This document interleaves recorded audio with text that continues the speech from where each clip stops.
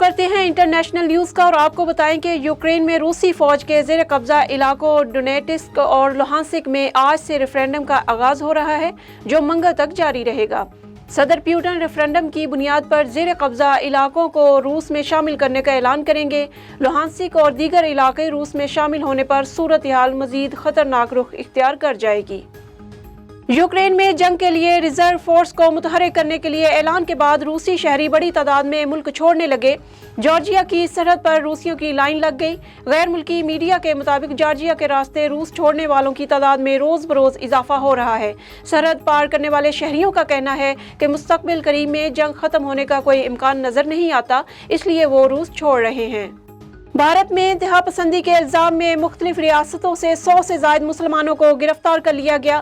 نام نہاد دہشت گردی کے خلاف کیرالہ، مہاراشٹرا، کرناٹک اور آندھرا پردیش سمیت 10 سے زائد ریاستوں میں چھاپے مارے گئے۔